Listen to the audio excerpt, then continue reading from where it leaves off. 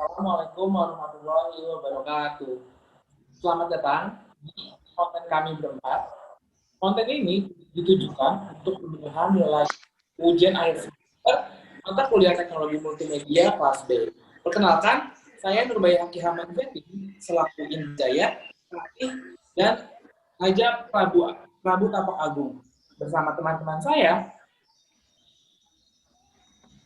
Muhammad Fieri sebagai Lutung Kasarung. Saya Miska Balarehani sebagai Purbararang. Saya Rafika Kairunisa sebagai Purbasari dan Nenek Sihir. Baik, pada konten kali ini kami akan mengangkat cerita Lutung Kasarung.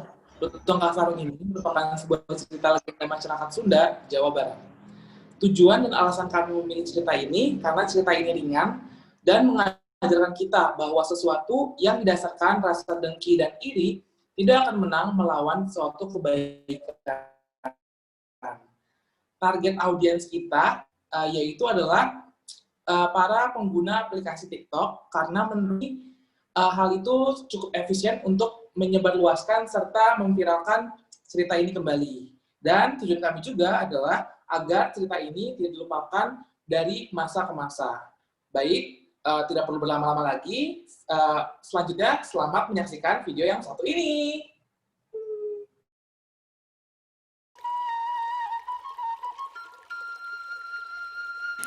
Pada zaman dahulu kala, di Pasundan ada sebuah kerajaan yang dipimpin oleh Raja Prabu Tapak Agung. Ia mempunyai dua putri cantik yang bernama Purbararang dan Purbasari. Pada suatu hari, sang raja menunjuk Purbasari, putri bungsunya, sebagai pengganti tahta di kerajaan. Aku sudah terlalu tua.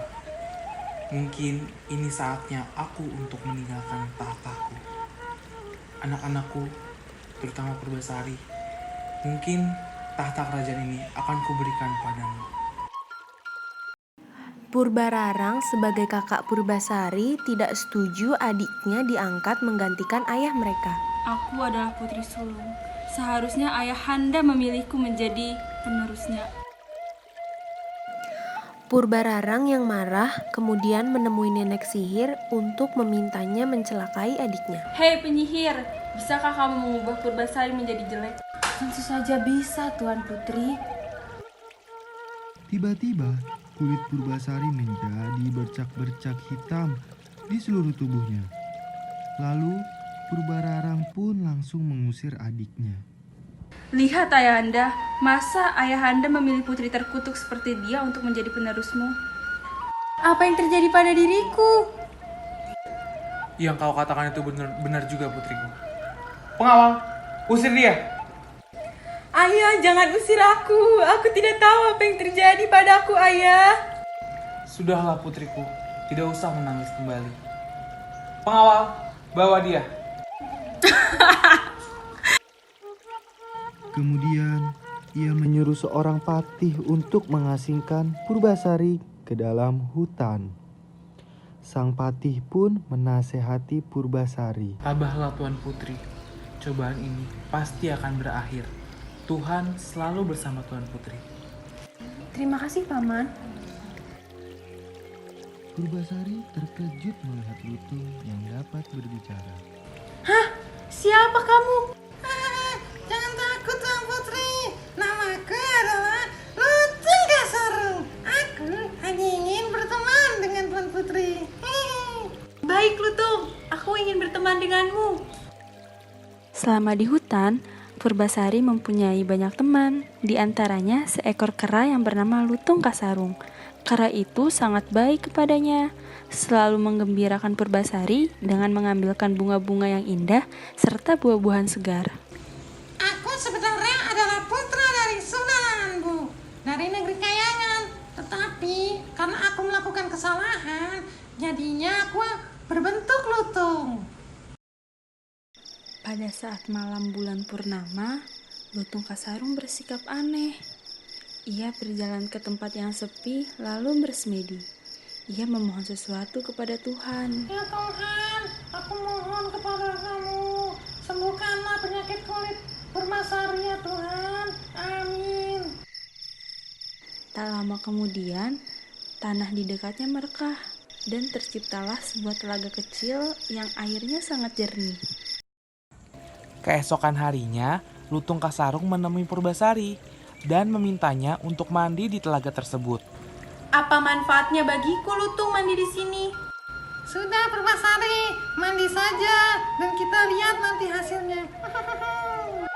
Wah, apa yang terjadi pada kulitku Lutung? Kulitku kembali seperti semula. Wah, syukurlah Purbasari. Akhirnya kondisimu kembali seperti semula, bahkan lebih cantik. Wah, terima kasih Lutung. Kau telah menghilangkan kutukanku. Suatu hari, Purbararang pergi untuk melihat adiknya di hutan bersama tunangannya dan pengawalnya. Ketika sampai di hutan, ia bertemu dengan adiknya. Purbararang tak percaya melihat adiknya. Adiknya menjadi cantik kembali seperti dulu. Putri, kulitmu sudah kembali seperti semula. Bahkan kau lebih cantik, Putri. Gawat, Purbasari telah kembali. Bagaimana ini bisa terjadi? Purbasari, bagaimana kamu bisa kembali menjadi cantik? Semua ini berkat Lutung.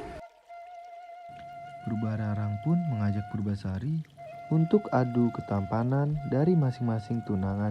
Kamu aku kalah, tapi sekarang ayo kita adu ketampanan tunangan kita. Ini adalah tunanganku. Aku adalah tunangan Purbararang. Aku adalah raja tertampan di kerajaanku. Perkenalkan, ini adalah tunanganku.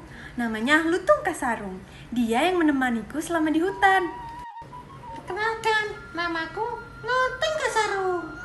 Hahaha, yang benar saja. Masa seorang putri raja bertunangan dengan seekor lutung? Apa masalahnya? Tiba-tiba terjadi suatu keajaiban. Lutung Kasarung berubah menjadi seorang pemuda yang berwajah sangat tampan. Lebih tampan dari Indrajaya, tunangan Purbararang. Semua terkejut melihat kejadian itu, seraya bersorak gembira. Bagaimana bisa berubah?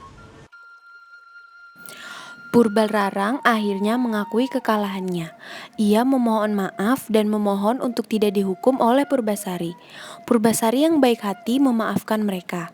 Setelah kejadian itu, akhirnya Purbasari dan Lutung hidup bahagia di istana.